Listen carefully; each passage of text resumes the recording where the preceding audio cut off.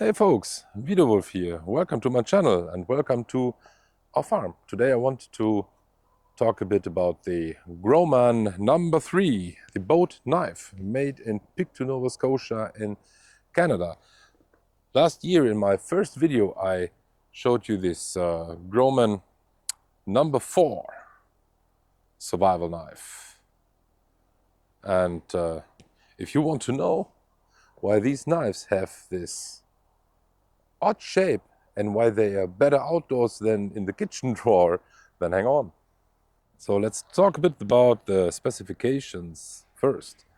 The Groman boat knife comes in two different steels and in two different grinds, and I have this version with the C70 German carbon steel and the saber grind. They're also available with a flat grind or a 440A stainless steel.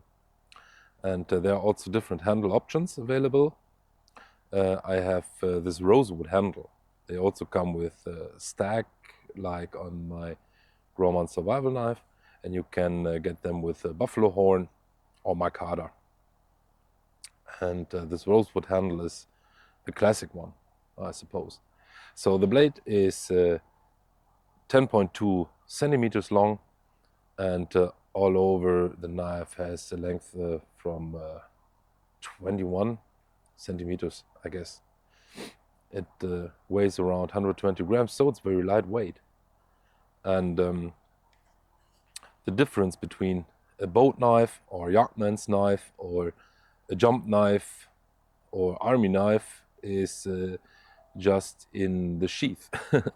This is the open sheath which makes this the boat knife, and if there were an overlap closure, then it would be the jump knife or army knife. And the yachtman's knife also comes with a marlin spike on it.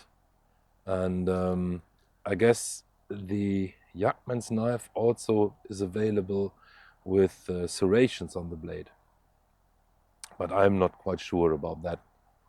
For size comparison, I brought the Mura Clipper.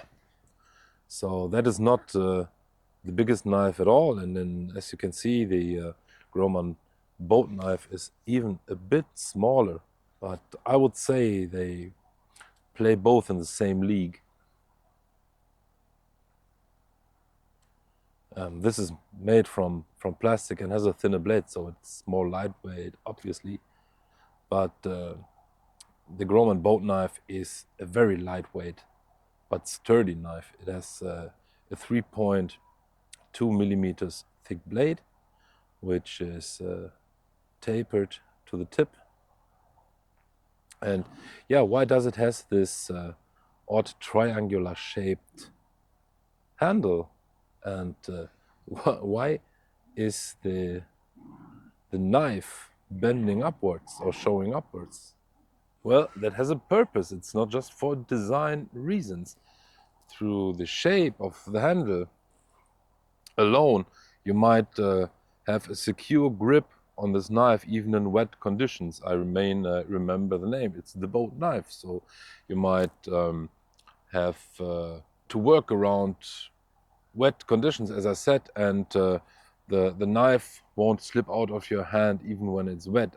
And yeah, as with the kitchen knife,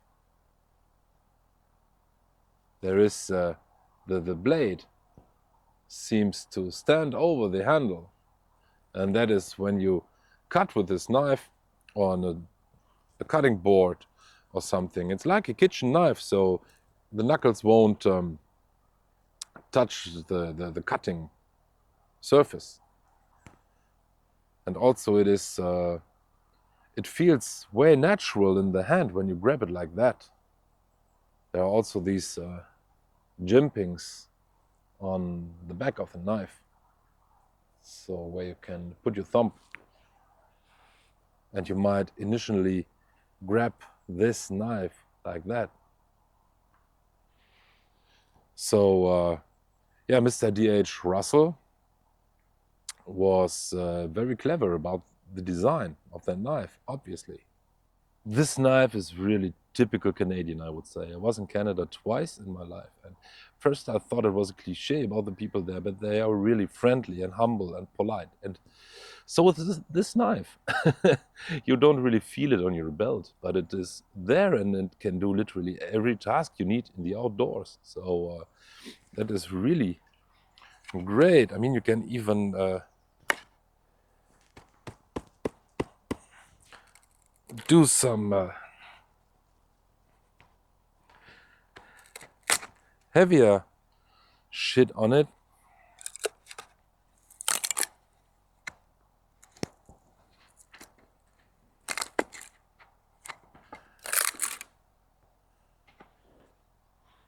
And it is yet a good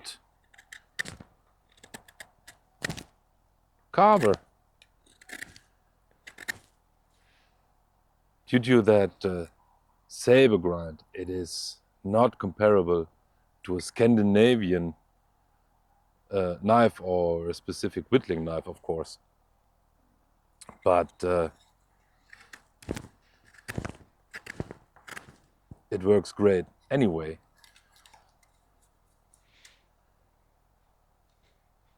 And yeah, I mean, feather sticks, you can make them with every tool with an edge on it. So it's not a special superpower of this knife that it can make feather sticks, because every knife is able to do so, especially on these spruce wooden boards. So, but even with harder wood, here is my example laying around here for months now. Even with harder wood like this maple, it works really good. And I don't really know the hardness of that C70 steel, but I know German Solingen folding knife brands also use this steel, and you can get that razor sharp, but the edge retention is, I would say, on the middle to, yeah, it's mediocre, I would say. It holds an edge, but it is not has not the edge retention from other carbon steels like CRV2 or something. But when you strop it regularly, you don't need to sharpen that often.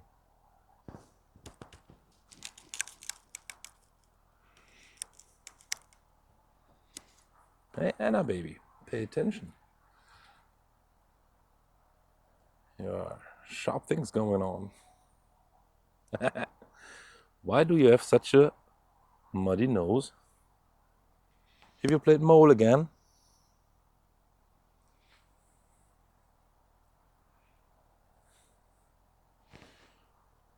How often have I said that is a no-no in our yard?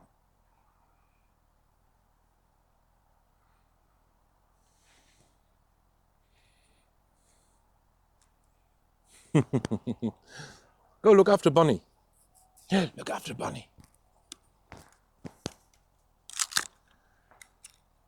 What I like to use is this technique, resting the knife on the knee.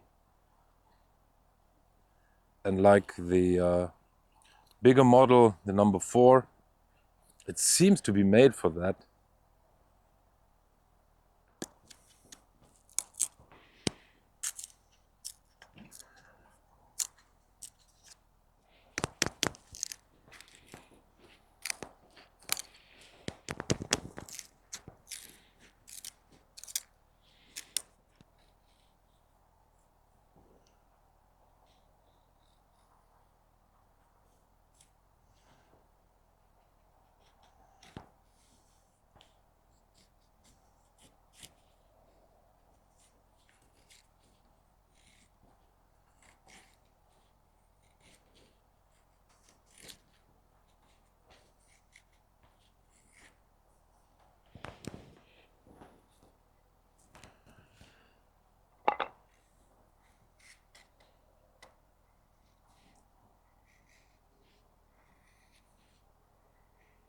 The spine has not that sharp edge, so it won't work really good with a ferro rod.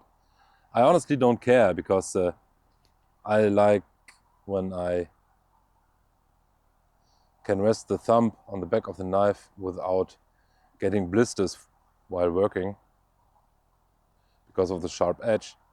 And in most of the times, honestly, I'm pragmatic. I use just a cheap lighter.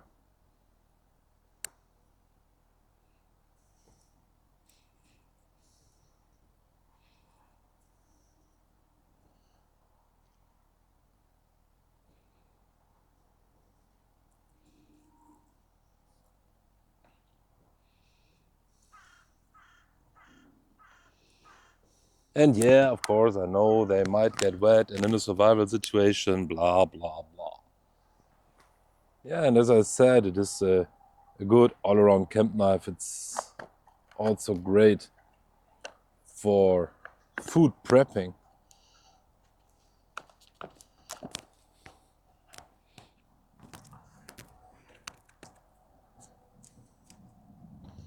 It's not too thick, so you can slice and peel if you want. I don't. So your edibles won't be split, but sliced properly. I have to watch for my dogs. I mean, yeah, you're looking for the sausage, but you also love apple and all that. Bunny?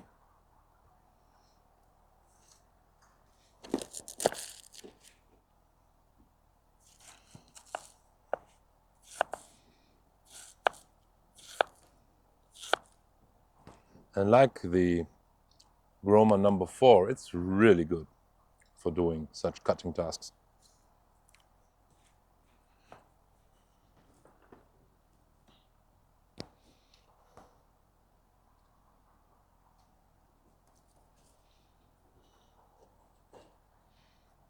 And yeah, of course, it's not a butter knife with a round tip, so... But it works anyway.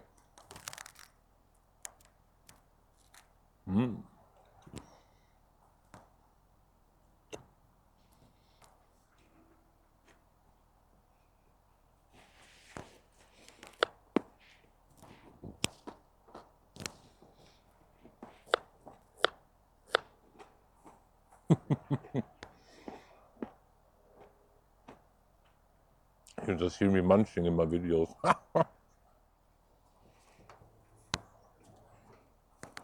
Look at this. No, no, no, no.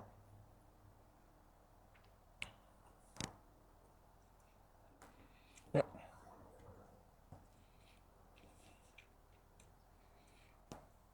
Okay.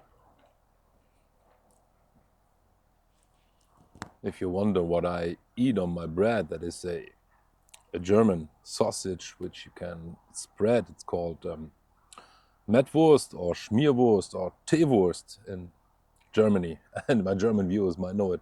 I love it with onions. I love almost everything with onions.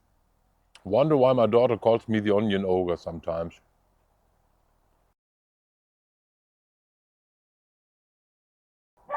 Yeah, that was my little... What's wrong with you, Anna? She wants more bread. I mean, look at that.